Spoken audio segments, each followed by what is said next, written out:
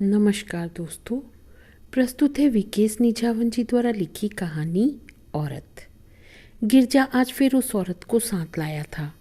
वही दुबली पतली मोटी मोटी आंखें, तीखी नाक और सांवले रंग वाली औरत। पिछले 3 माह से यह औरत 7वीं बार आ चुकी है। सुमित्रा ने देखा तो पल भर के लिए सहम सी गई। काले सूट में यह औरत उसे किसी चुड़ैल से कम नहीं लग रही थी, लेकिन यह सफ़ेद भी पहन ले है तो चुड़ैल ही किसी तरह से उसके घर को खाए चली जा रही है। सुमित्रा ने मन ही मन सोचा, ये बिटर बिटर क्या देखे जा रही है?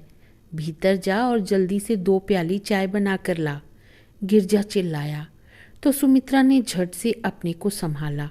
वह तेजी से रसोई की ओर मुड़ी थी। रसोई में आते ही सुमित्रा के भीतर का बांध आंखों के रास्ते फूट पड़ा।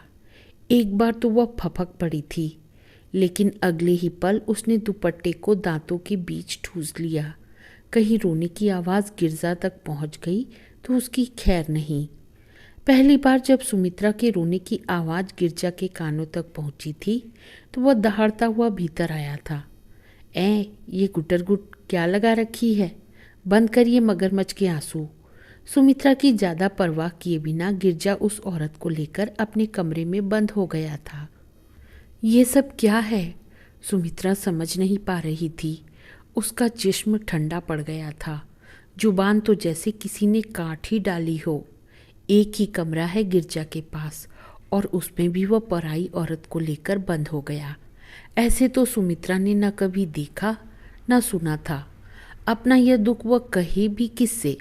लोगों के लिए तो तमाशा बनकर रह जाएगा। अम्मा से ना, रो रो कर जान गंवा देंगी। पूरे 3 घंटे वो औरत भीतर रही थी और उन 3 घंटे में सुमित्रा रसोई की दीवार से छिपकली की तरह चिपकी रही थी। उस औरत के जाते ही गिरजा रसोई में घुसा। कुछ दाल रोटी बनाई है कि नहीं? सुमित्रा उसी मुद्रा में बैठी रही तो गिरजा उसकी ठोडी को ऊपर उठाते हुए बोला, थोबड़ा क्यों सूज गया है तेरा? जल भून गई क्या उस औरत को देखकर? अरे अपन ने तेरे को इस घर से नहीं निकाला, राम कसम, जो कभी तेरे को अपना ना समझा हो। यह तो टेम्पररी थी, मिल गई सो ले आया। तू काहे को जी जलाती है? चल उठ और रोटी बना। आंखों को दुपट्टे से पोंछती हुई सुमित्रा उठी थी। गिरजा की साफ सी बातों से वह नर्म भी पड़ आई। अपने को गिरजा की छाती से सटाते बोली थी, मुझे तो नहीं छोड़ देगा तू? कैसी बात करती है तू? मेरे पर विश्वास नहीं तेरे को? गिरजा देर तक सुमित्रा के बालों को सहलाता रहा। सुमित्रा के भीतर का आक्रोश धीरे धीरे धुलता चला जा रहा था। प्यार भरी नजरों से वह गिरजा की ओर देखती बोली थी, गिरजा, तू अगर मुझे सच में चाहता है तो कह कि आगे से उस औरत को नहीं लाएगा। अच्छा बाबा, नहीं लाऊंगा। सच में उस औरत को नहीं लाएगा ना? सिर्फ उस औरत को ही नहीं, किसी को भी नहीं लाऊंगा। और तू भी किसी के पास नहीं जाएगा?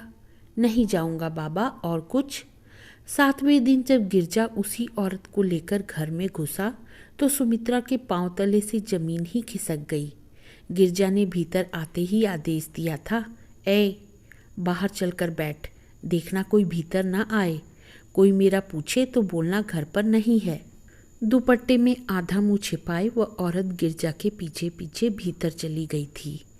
छोटी छोटी बिंदियों वाली नीले रंग का सूट और उस पर नीले रंग का दुपट्टा। पहले तो सुमित्रा को लगा जैसे यह कोई दूसरी औरत है, लेकिन जब उसने अपने आधे चेहरे से दुपट्टा हटाया तो सुमित्रा की नज़र सीधे उसके मोटे तिल पर जा पड़ी थी। सुमित्रा समझ गई थी कि अब यह औरत उसका घर बर्बाद करके ही छोड़ेगी। सुमित्रा का सोचना ठीक ही निकला था। अब तो सप्ताह में 1 बार नहीं 2-2 बार आने लगी थी वह। पिछली बार तो सुमित्रा ने अपनी आंखों से गिरजा को उसे नोट पकड़ाते देखा था। तब तो सुमित्रा खुद को रोक ही नहीं पाई थी। उस औरत के जाते ही फट पड़ी थी। ये सब क्या हो रहा है गिरजा? कुछ भी तो नहीं, बड़े सहज भाव से गिरजा बोला था। तूने मेरे साथ वायदा किया था, तेरा कुछ ले गई क्या? गिरजा उसकी बात काटते बोला था। अभी तक तो नहीं ले गई, लेकिन एक दिन तो ले जाएगी, तो उस दिन का इंतज़ार कर। नहीं गिरजा, मैं ए शेरनी की बच्ची, दहाड़ने की ज़रूरत नहीं है। गिरजा ने तपाक से एक झापड़ सुमित्रा के गाल पर रसीद दिया था। अगर ज़्यादा बकबक की ना, यहाँ से चलती करूँगा तेरे को, समझी? चुप रही तो सारी जिंदगी टिकाए रखूँगा। सुमित्रा जार जार रो दी थी। उजड़ गई वह तो। मन तो हुआ था उसका कि छाती पीट ले, लेकिन बात अम्मा तक पहुंच गई तो यूं ही प्राण दे देंगी। बहुत दुख देखे हैं उसने जिंदगी में, अब और नहीं सह पाएगी। खून के घूंट पीकर रह गई थी सुमित्रा। आज इन दोनों को देखकर सुमित्रा को आश्चर्य तो नहीं हुआ था, लेकिन भीतर से जी तो उतना ही जलता है। अपने गुस्से को तो उसने पूरी तरह से काबू कर लिया था। सुमित्रा 3 प्याली चाय बनाकर लाई। ये तीसरी प्याली किसके लिए? गिरजा आश्चर्य से भरकर बोला। मैं पीऊंगी। सुमित्रा सामने वाली छोटी तिपाई पर बैठी हुई बोली। गिरजा की आंखों में आश्चर्य और संदेह के मिश्रित भाव तैराए थे। सुमित्रा ने बड़े आराम से उन दोनों के सामने चाय पी।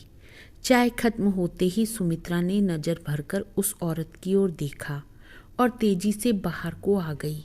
बाहर आते हुए उसने भीतर वाला दरवाज़ा बिना सांकल लगाए बंद कर दिया।